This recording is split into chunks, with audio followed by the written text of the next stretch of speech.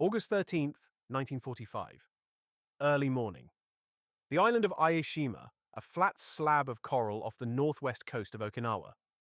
First Lieutenant Oscar Francis Perdomo walks across the tarmac toward a Republic P-47 Thunderbolt. He is 26 years old, born in El Paso, Texas, the son of Mexican immigrants. On the nose of his aircraft, there is a painting of a baby in a derby hat, chomping a cigar, clutching a rifle.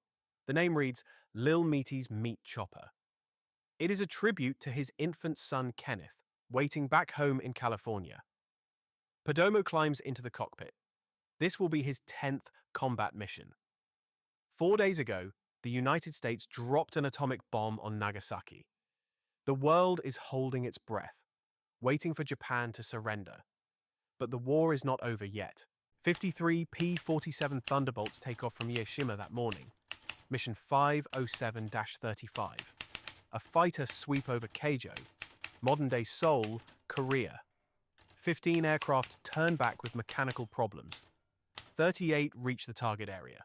And there, at 8,000 feet over the Korean capital, they find what no one expected. Approximately 50 Japanese fighters. Nakajima Ki 43 Oscars. Nakajima Ki 84 Franks, the most advanced fighter Japan ever produced. The sky fills with aircraft. And in the middle of this chaos, Oscar Perdomo, the quiet kid from East Los Angeles, the factory worker, the son of a man who once rode with Pancho Villa, is about to do something that no pilot in history will ever do again. But we are getting ahead of ourselves. Because to understand what happened over Korea that August morning, to understand why it matters, you need to understand where Oscar Perdomo came from. And that story does not begin in a cockpit. It does not begin on a military base or in a flight school classroom. It begins a generation earlier, in the dust and blood of the Mexican Revolution, with a young soldier who would cross the border carrying nothing but a rifle and the memory of everything he had lost. Oscar's father, Frank Perdomo, was a soldier. He fought in Mexico's bloodiest conflict under the command of Francisco Pancho Villa, the legendary revolutionary general who terrorized the northern frontier, raided American towns, and became one of the most wanted men in the Western Hemisphere. When the revolution burned itself out, Frank Perdomo did what thousands of Mexican veterans did. He crossed the border. He settled in El Paso, Texas, married a woman named Beatriz Rodriguez, and started a family. Oscar Francis Perdomo was born on June 14, 1919, the eldest of 5 children. When Oscar was 5, the family moved west to Los Angeles, chasing the promise of a better life in California. Oscar grew up in East LA. He went to James A. Garfield High School, where he ran track and worked on the yearbook staff. He graduated in June 1937. There was no money for college. He took a job at the Pacific Milk Crate Company, a factory worker, the son of a revolutionary building wooden crates in a warehouse. On October 16, 1940, while still working at the crate factory, Perdomo registered for the draft. He was 21 years old. America was not yet at war, but the world was burning. And Oscar Perdomo, the quiet Mexican-American kid from the milk crate factory, was about to step into the fire. He enlisted in the United States Army on August 11, 1942, 8 months after Pearl Harbor. He was placed in the enlisted Reserve Corps and waited. In February 1943, he entered active duty at Santa Ana Army Air Base and was accepted into the Army Air Force's pilot training program. He trained in Phoenix, Arizona, and at Minter Field, California. The son of a Pancho Villa soldier was learning to fly. On January 7, 1944, Perdomo received his wings. He was briefly assigned as a flight instructor, a sign of his natural ability, but he requested combat duty. He wanted overseas. He was sent to Chico, California, for advanced training on the Republic P-47 Thunderbolt, the heaviest single-engine fighter of the war. 8 tons fully loaded, 8 .50 caliber machine guns, nicknamed the Jug. It was a brutal, beautiful machine, and Oscar Perdomo was going to war in one. The P-47N was a special variant. Built for the Pacific, it had extended wings with internal fuel tanks, giving it a combat radius of over 1,000 miles. It could fly missions that no other single-engine fighter could reach. Maximum speed, 467 miles per hour. Armament, 8M2. Browning 50 caliber machine guns with 425 rounds per gun. 3,400 rounds total. A rate of fire that could shred an enemy aircraft in a 2-second burst. The P-47N was not agile. It was not graceful, but it was fast, it was tough, and it carried more firepower than any fighter in the war. For the long-range sweeps over Japan, Korea, and China, it was the only tool for the job. Perdomo was assigned to the 464th Fighter Squadron, 507th Fighter Group, 20th Air Force. The unit deployed to Ie Shima in June 1945. It was a tiny island, barely 4 miles long, with an airstrip that the Americans had seized from the Japanese just 2 months earlier.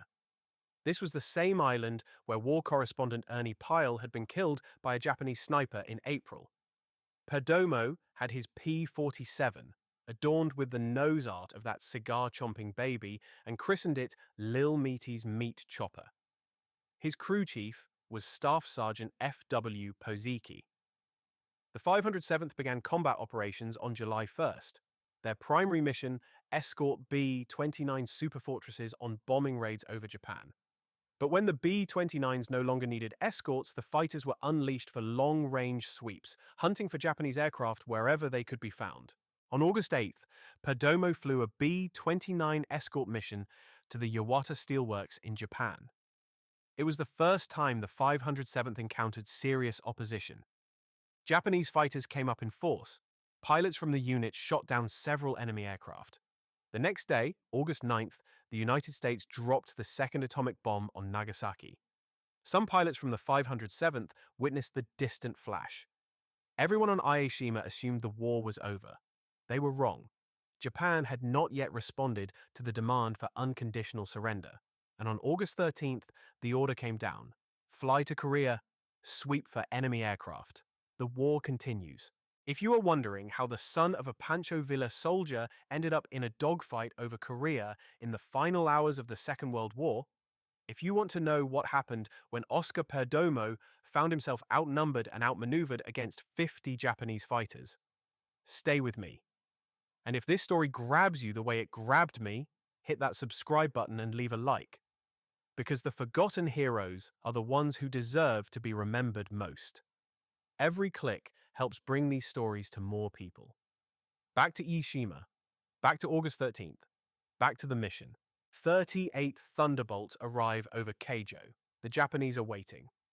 Approximately 50 enemy aircraft at 8,000 feet.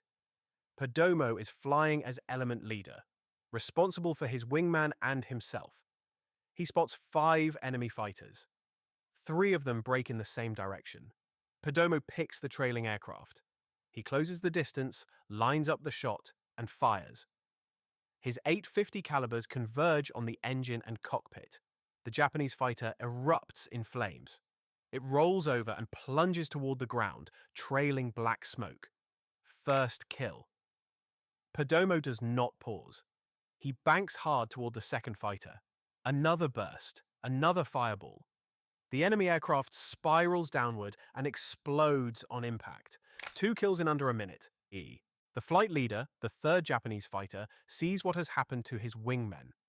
He turns hard, trying to reverse on Perdomo. But the P-47 is diving now, carrying speed. Perdomo cuts inside the turn, firing as he goes. The Japanese pilot, flying at low altitude, pulls too hard. His aircraft stalls. It drops a wing and smashes into the ground. 3 kills. Perdomo is now at treetop level over Korea. He pulls up, climbing, searching the sky for his squadron mates. He cannot find them. What he finds instead is something unexpected. 2 Japanese Yokosuka K-5Y 1 Willow biplane trainers, cruising at 800 feet, fabric-covered biplanes, trainers. What they are doing in a combat zone, no one knows. The 2 Willows spot Perdomo and split formation. He targets the closer one. The biplane is slow, painfully slow, but it is maneuverable at low speed. Perdomo fires burst after burst until the Willow catches fire, spirals to the right and dives into the ground. 4 kills. He searches for the second Willow but cannot find it. So he starts climbing again. Into the clouds. And this is where the mission should have ended. 4 kills is extraordinary. 4 kills in a single sortie is a career. But Oscar Perdomo climbs through the clouds and comes out the other side, and finds himself staring at 3 or 4 Ki-43 Oscars, flying in loose formation, completely unaware of his presence. He is above them. He is behind them. They have not seen him. Any sane pilot would calculate the odds. He is alone. His ammunition is running low after 3 intense engagements. There are at least 3 enemy fighters. But Perdomo does not calculate. He dives.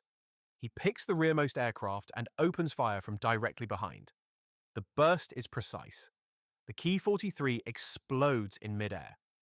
Pieces of the aircraft scatter across the sky. 5 kills. Oscar Perdomo, the son of a Mexican immigrant, the milk crate factory worker from East LA, has just become an ace. Not just an ace in a day. 5 confirmed kills in a single mission. And he has done it on his 10th combat mission, in the final days of the last war, where such a thing would ever be possible. But the day is not over. Perdomo turns for home and encounters another Ki-43 locked in a turning fight with 2 P-47s. He dives in to help, firing at the Japanese fighter. His guns hammer the enemy aircraft and then go silent. Empty. 3,400 rounds. Gone. Perdomo is now unarmed in a combat zone with a Japanese fighter turning toward him. He does the only thing he can do. He calls on the radio for help. A squadron mate rolls in and destroys the Ki-43. Perdomo pulls away. The mission is over. The flight home is 1,500 miles. 8 hours and 18 minutes. Total mission time. The 507th Fighter Group claims 20 enemy aircraft destroyed that day. Oscar Perdomo accounts for 5 of them, a quarter of the group's total score. Back on Ie Shima, intelligence officers review Perdomo's gun camera film frame by frame. What they discover changes everything. The 4 fighters Perdomo reported as Ki-43 Oscars, the lighter, older Japanese fighter, are actually Ki-84 Franks. The Nakajima Ki-84 Hayate was the most capable fighter Japan produced during the war. It could match American designs in speed, climb rate, and firepower. The official documentation still lists Perdomo's victories as Ki-43s, because that is what he reported in the heat of combat. But the camera does not lie. Oscar Perdomo did not shoot down 4 outdated fighters. He shot down 4 of Japan's best and 1 biplane. For his actions, he received the Distinguished Service Cross, the second highest award for valor in the United States military. The 507th Fighter Group received the Presidential Unit Citation. 6 days later, on August 19th, Oscar Perdomo stood on the airstrip at Ie Shima and watched history land in front of him. 2 Mitsubishi G4M Betty bombers, painted entirely white, bearing green crosses instead of the red Hinomaru, touched down on the Coral runway. They carried the first Japanese delegation sent to coordinate the surrender. These were the aircraft of capitulation, the beginning of the end. Perdomo, who 6 days earlier had been killing Japanese pilots over Korea, now watched their representatives step onto the same island where he lived and flew. The war was over. The age of the dogfighting ace was over. No American pilot would ever again shoot down 5 enemy aircraft in a single day of combat. Oscar Perdomo was the last. After the Japanese surrender, Perdomo remained in the service. In 1947, when the Army Air Forces became the United States Air Force, he transitioned with it. He left active duty in January 1950, but joined the Air Force Reserve. When the Korean War erupted in June 1950, he was recalled to active duty at the rank of captain. He flew the North American F-86 Sabre and the Republic F-84 Thunderjet, jet fighters, a world away from the piston-engine Thunderbolt he had flown over Korea 5 years earlier. In February 1955, while instructing a student in a two-seat T-33 trainer, Perdomo's aircraft developed a catastrophic fuel leak. Gas fumes filled the cockpit, blinding him. He kept his composure, talked his student through the emergency, and executed a dead-stick landing. No engine, no power, nothing but skill and nerve. He saved both their lives and the aircraft. Perdomo left the Air Force for the final time in January 1958, at the rank of major. He settled back into civilian life in Los Angeles, the city where he had grown up watching planes from a milk crate factory window. He'd served through the end of World War II, through the Korean War, through the dawn of the jet age.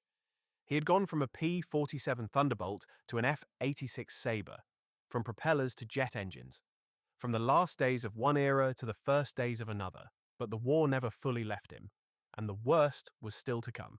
On May 5th, 1970, Major Oscar Perdomo received the news that every combat veteran fears. His son, Specialist 4th Class Chris Mitchell Perdomo, had been killed in Vietnam. Chris was a helicopter door gunner aboard a UH-1 Iroquois, a Huey that crashed and exploded 5 miles southwest of Hai Vinh in South Vietnam. He was one of 3 men who died. Oscar Perdomo, the man who had survived 50 enemy fighters over Korea, who had landed a crippled jet with no engine, who had become the last ace in history, could not survive the loss of his son. The grief consumed him. He turned to alcohol. His health deteriorated. Frank Perdomo had crossed the Rio Grande with nothing but the scars of the Mexican Revolution. His son Oscar had climbed from a milk crate factory in East Los Angeles to the cockpit of a Thunderbolt and written his name into aviation history. And Oscar's son Chris had died in a helicopter in a jungle on the other side of the world, at 21 years old, before he had the chance to become anything else. 3 generations. 3 wars. And the cost of each one was paid by the next. That is the price some families pay for the country that took them in. Oscar Perdomo spent his final years in Los Angeles, far from the airfields and the cockpits that had defined him. The man who had once outflown 50 enemy fighters could not outrun the grief of losing his son. Alcohol became his only escape. His health collapsed. The Distinguished Service Cross sat in a drawer. The gun camera film gathered dust in an archive, and the baby in the derby hat, Lil Meaty's meat chopper, painted for a son named Kenneth, who grew up without ever seeing his father fly, faded into a footnote of a war the world was trying to forget. On March 2nd, 1976, Major Oscar Francis Perdomo was pronounced dead at USC Medical Center in Los Angeles. He was 56 years old. His ashes were scattered over the Pacific Ocean, the same ocean he had crossed to reach Ie Shima 31 years earlier. He was survived by 3 children. His name is inscribed on the United States Air Force Memorial. His personal papers are archived at the San Diego Air and Space Museum. A Revel model kit of his P-47N, Lil Meaty's meat chopper, is still sold today. But outside of aviation historians and World War II enthusiasts, almost no one knows his name. The term ace in a day has existed since World War I. It describes a pilot who shoots down 5 or more enemy aircraft in a single day of combat. Chuck Yeager did it. George Preddy did it. Pappy Boyington did it. But after August 13th, 1945, no one ever did it again. Jet engines made dogfighting rarer. Missiles replaced machine guns. Air combat became a matter of radar and technology, not throttle and trigger. Oscar Perdomo did not just achieve something remarkable, he achieved something final. He closed a chapter of military aviation that had lasted 30 years, from the skies over France in 1914 to the skies over Korea in 1945. And he did it as the son of an immigrant, a factory worker, a man who was never supposed to be there. There is no statue of Oscar Perdomo, no Hollywood movie, no best-selling book. His ashes are in the Pacific. His story is in the archives, buried under decades of paperwork and fading microfilm. His nose art, that grinning baby with the cigar and the derby hat and the rifle painted on the side of a 7-ton fighter by a crew chief whose name nobody remembers, is kept alive by modelers and historians who know what it meant. And his record stands. 5 confirmed kills in a single mission on the last day of aerial combat in the Second World War. The last ace in a day. Unbroken, unrepeated, forever.